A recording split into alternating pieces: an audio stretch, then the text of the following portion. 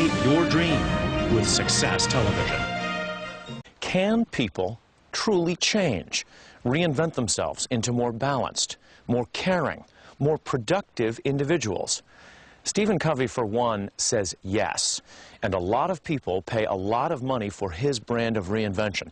In fact, leaders of corporations, all kinds of organizations, pay $500 million a year for his brand of reinvention. Covey himself is a former Brigham and Young University business professor who has turned himself into a self-help mogul. And his first lesson for leaders is that they are the product of their own choices.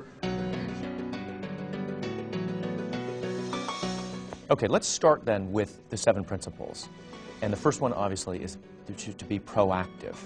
And what fascinates me is that it jives with this notion that you're not a captive of your past. Right. Describe that for us.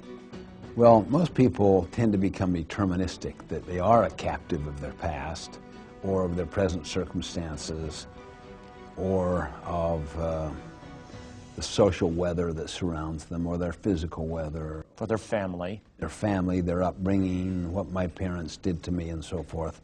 The question I often ask is, are you a product of nature or nurture? And almost everyone says it's nurture or a combination.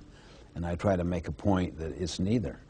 It's a product of choice, because you can choose your response to both nature and nurture. You could have, for instance, a genetic disease inside you and never get it, simply because you make the lifestyle choices of the proper food and exercise and medicine. Or you could have been abused as a child. You don't have to abuse your own child. You have the power to reinvent yourself. That's not so with animals. So the space between stimulus and response is the freedom to choose your response. Let's stop for a second and focus on the space between the stimulus, if you will, or whatever happens to you in your life, and then your response.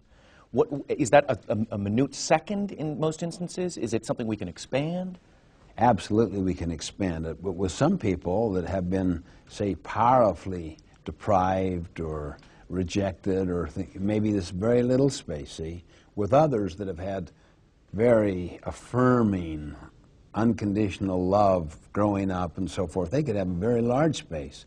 The point is, however small or large the space is, it can get larger if you will take responsibility and initiative and focus on it and use it little by little. It gets larger and larger until eventually your response changes the very stimulus of your life. That's why I say that leaders are not born or made, they are self-made.